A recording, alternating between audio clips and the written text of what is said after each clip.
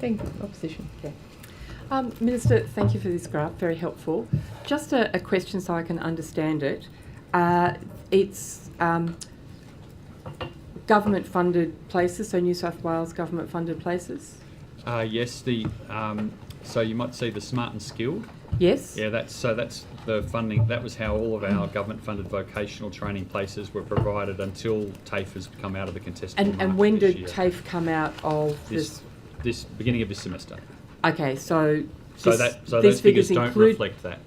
They include that TAFE or they don't include TAFE? They do include TAFE. For that Yeah. period. Thank you Yeah. very much. That's very Yeah. helpful.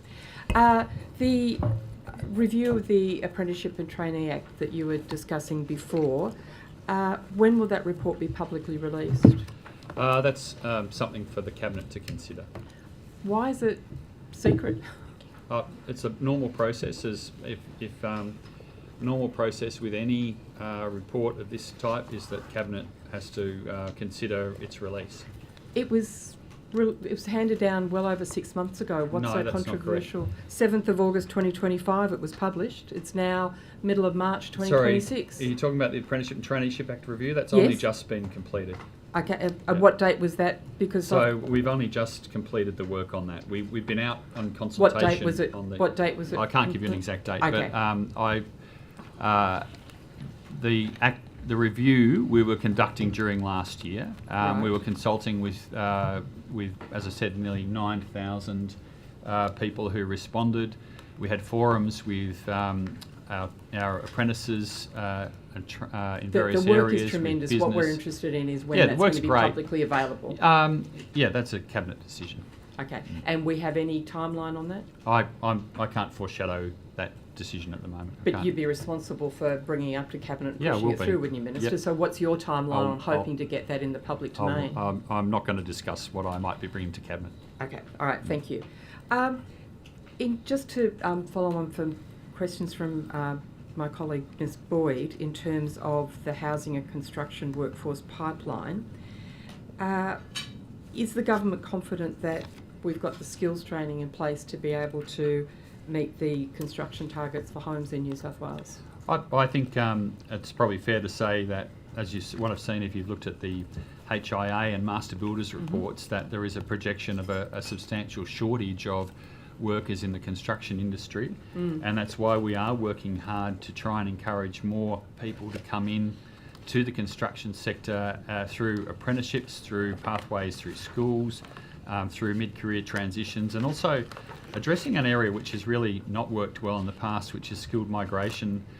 People coming in that sector have often found that they are working well below their level of expertise, and that's often because their skills, we haven't been able to match their skills to the relevant qualification and safety criteria in Australia, and we're putting some resources into trying to do that better as well. So we are... Can we just pick up on that skilled migration point, because I think sure. that's really interesting and really important. And you've talked a lot about how you are in conversations with the federal government about a range of things. How much work do you do? When, for example, is the last time you met with the Federal Minister for Immigration to make sure that TAFE skills priorities align with what's currently on the skilled migration list? Yeah, I'm Minister for Skilled Migration in New South Wales as well, so I go to the immigration ministers' meetings. And the last one of those was when? And I'll have to get the exact date, but it was November last year. November last year, But prior to that, when I first came on, I did advocate putting construction on the skilled list because it wasn't before, and that happened after that. I guess my question is, Minister, if TAFE was targeting the areas of skills that we identify as having to import into the country, would we need to bring in as many skilled migrants if we were training our own people? And is TAFE doing this work to make sure we're training our own people? Well, I think, it's really, as I said, in my previous answer to you, addressing the skill shortage is a combination of things. Of course, our first priority is to get Australians doing these jobs where there is Australians available to do those jobs. But Minister, with respect, you just said that you got construction put on the skilled immigration list. Yes, because rather than we're training construction workers ourselves. You can misrepresent what I said all you like. Well, it's then very concretely, clear. Minister, what are you doing to improve let's construction outcomes? let's not go down the path of... Order. I'll hear the point of order. So the minister is trying to articulate an answer and he's given no time whatsoever. There's constant interjections for want of making a political point. I ask that you call the member to order and allow the minister to express an articulate answer, which he's more than capable of To doing. the point of order, I recognise the minister can reply in any way he likes, but it would be very nice to get a reply to the question I asked rather than matters adjacent to that question. Okay. I generally uphold the point of order if we could have a bit more of space between question and answer so that Hansard can accurately record. And it is really important to note that I did not just say that we were only looking at immigration for these pathways, and I think it is really disappointing to see the right wing of Australian politics trying to suggest those things at the moment. Because what we are doing in Australia overall and what we are doing in New South Wales is working very hard to develop our local workforce for the construction sector through our training in our skills system, and it's not just TAFE. We have a skills list in New South Wales and 6 priority skills areas, which include housing and construction, the reses and the renewable zones, and a number of other areas where we know we're short. Where we know that Australia, with its current growth population demographics, is not going to be producing enough workers over the forward decades to actually meet those needs. But we are working to encourage all people, and so we're doing a number of things. The Education Pathways program that I mentioned to engage young people with potential vocational careers. We're providing additional assistance for people who might be disengaged from school to come back in and actually try vocational careers through things like the Get Back in the Game program. The REAP program's doing similar things in regional areas. We work with people in regional New South Wales, Indigenous Australians, to engage them and provide them with careers which they can do in their local areas and get training. So that is the primary focus of what we do. To help that along, we look at skilled migration. And when we look at the numbers of skilled migrants coming to Australia at the moment, this year around 185,000 nationally, New South Wales' share of the positions which we can allocate has actually shrunk this year, and we'd actually like to see some more in those areas. So it's important to recognise that this is not about people taking away jobs from Australians. We have shortages which run into the tens of thousands in the construction sector, and we will do everything we can to get every Australian young person who is suited to work into that area into those jobs. But Minister, with we respect- won't get the job done unless we actually tackle it from all angles. Minister, with respect to all those general programs that you named, what analysis has been done that shows the impact on construction completions over the last 2 years? Do you mean in terms of the workforce impact on construction completions? What I mean is that 'Cause I think- you've mentioned several times a number of good general programs to encourage enrolment in TAFE. Yep. I'm wondering what Enrolment. analysis there is of the impact of those programs on increasing completions in the construction and housing pipeline of workers.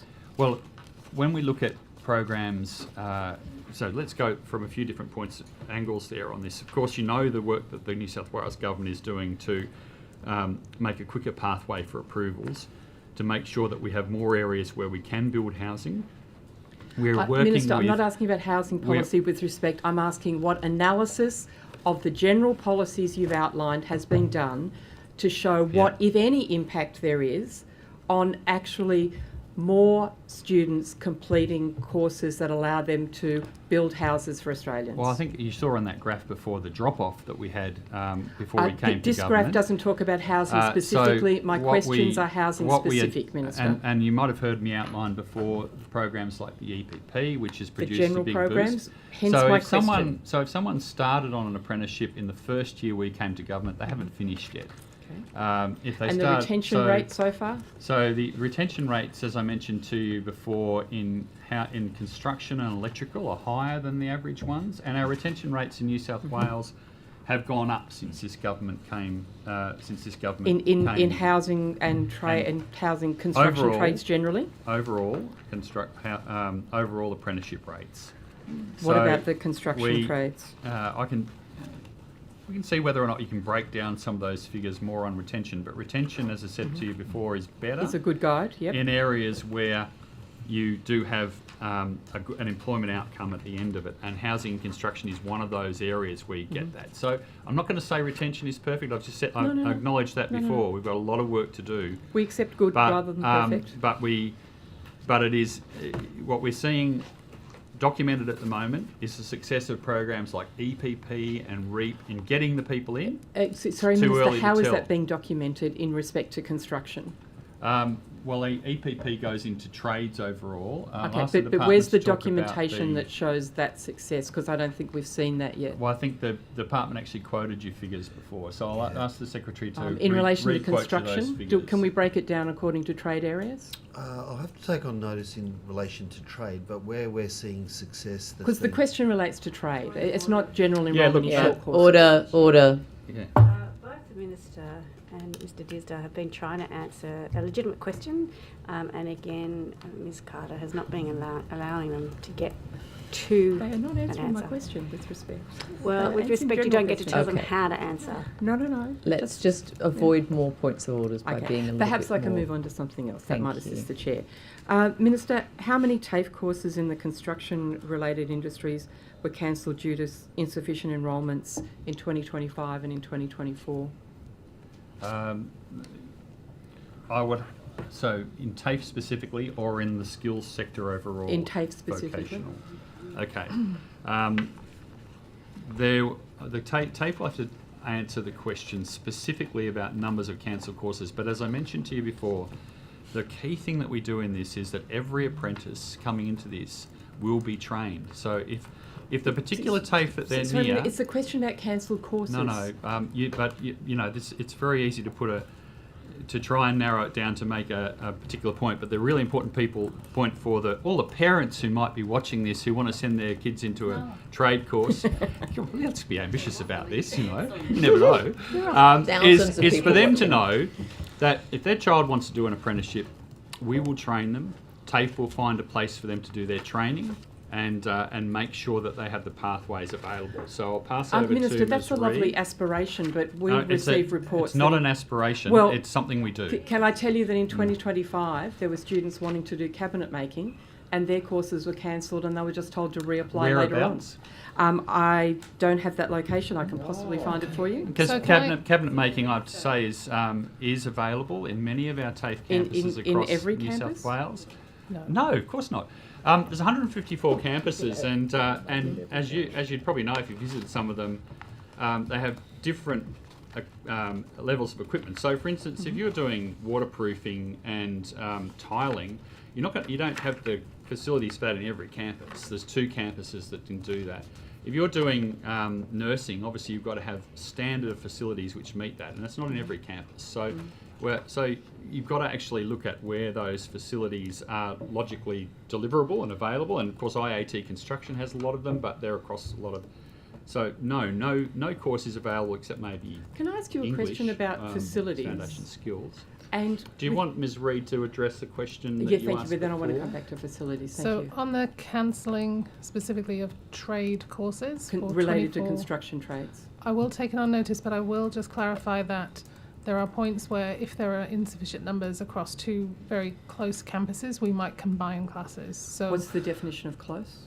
I'll give you that information on notice if we have it, but I just want to flag, as the Minister said, sometimes we might put out an offering and no one expresses interest, so that would be discontinued. So we'll need to see if we can filter those out.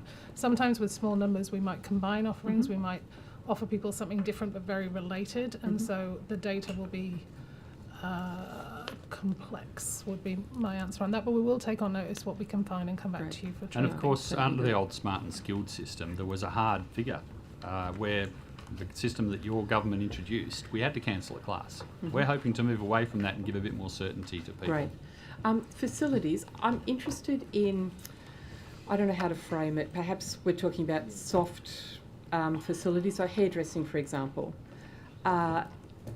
What does TAFE do to make sure that there are enough heads to be cut for practice? For example, Minister, have you had your hair cut by a TAFE student? Clearly. Excuse me. I've had my I had my hair cut recently by a 16-year-old hairdresser in a TAFE campus, but he wasn't actually a TAFE student. He was part of one of our displays, so one of our open day type things.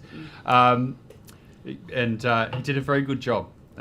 He was from Wollongong. But when you talk about soft facilities, as in hairdressing, actually bizarrely, one of the most expensive things we put into these places is the hairdressing basins. Yes. It's Yes. incredible. Yeah. But as it for the heads, TAFE and Ms Reid can elaborate on this. TAFE uses, obviously, in the early stages, a lot of the artificial, the hair Yes. things, but then they generally engage with their communities and get people in for cheap haircuts. So when I go in there, I often see a lot of pensioners and others who are in there getting a haircut as part of TAFE. It's a little bit like those TAFE restaurants where people can come in and use them. So they're very popular where they exist. So My perhaps Ms. information, Reid can- Minister, is that hairdressing in particular, especially when students are getting towards the point where they have to complete a certain number of different types of styles, different types of dyes, different types of cuts, that there are regularly not enough people there, and students basically are told to outsource, and that means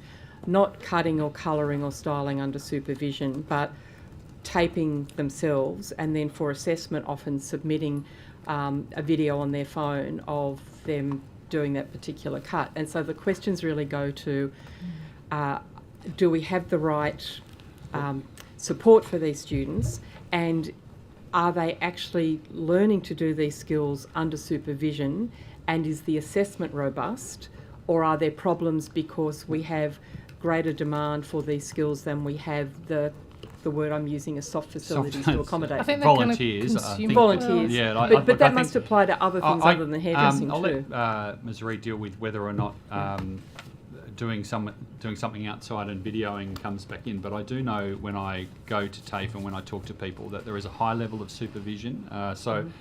We do have classes that are conducted online. Where as you'd probably be aware, the previous government built a number of TAFE facilities which were just online facilities, and so when we deliver there, it's not one of those delivery of courses where you work through it yourself. You've actually got a live teacher who's watching and observing. But obviously in hairdressing, that's you've got to have a facility to go with it. So it's a bit different. Look, this is exactly. We've got some mobile beauty sort of facilities that go around to help people with their access. But TAFE has actually just recently been given the tick by the Federal Regulatory Authority for its quality and its teaching. It's been re-accredited for the longest period possible because it met all the standards. So I'll ask Ms Reid to If address it's the other helpful as well, particular a issue. number of our schools, Ms Carter, are running programs at school alongside our The question really is, are we matching the need to supervise students and to train them appropriately and also assess them appropriately with, for example, heads of hair, and there would be examples in other trades as well. And my information is students are being told, if you want to graduate on time, you're going to have to go out, do it yourself, send us a tape so we know that you've done it, rather than they physically are not being able to do it, supervised in TAFE, at TAFE, and I think there are questions there that should be explored. I'll ask, Ms Reid can answer that specifically about that, but I have to say that I've not seen a single representation come across my desk that complains about that. Can But I I'll tell ask, you from my So- survey of so women getting their hair cut please, at salons, there are many representations So of that. I would, if you want to provide us with any information outside the session, very Sure. happy to receive it. So we have a statewide faculty model now. So one of the things that we're looking at in that model is how we consider the sourcing and provision of, in my head is called consumables. So I'm not talking about the people with the Yeah, no, I heads of hair, but understand. the dyes I and understand, those kinds of yes. things. And looking to make sure that we have good processes and contracts in place that let us make sure we have the right equipment in the places. Perhaps we can In come back and terms- explore this afternoon in detail. Cause, Yeah, well, I'll I- just say I- in terms of the kind of specific access to heads of hair and people, as the Minister said, we do have people come in to our TAFEs to, get a cheap haircut, cheap in terms of thank price, you. but not in keen to terms ask of the Minister quality. other questions of course at the moment. But also they do a lot of training in the workplace. the workplace is really Oh, no, important. So I understood just wanna that. make I sure understand that's that's part of the understood. model. Minister, given the Commonwealth is establishing the Australian Tertiary Education Commission, what steps have you taken to engage with the Federal Minister in relation to that and New South Wales' presence in that? We have been consulted as we've gone through this. We've had feedback about the legislation. The Commonwealth's taken into account a number of our comments on the legislation, and they particularly related to making sure that we had a robust framework for consultation with the states on decisions that were going through. This is a really important body. We've obviously seen a number of issues around university governance raised. There's an important place for the Commonwealth to take a leadership role in this. They have all the funding power. They have the power essentially through the Corporations Act. But the states want to be engaged in that. So we've been closely involved in the formation of the commission, in who's on it, and the education department is involved in the process as well, so they can elaborate on where that's at the moment.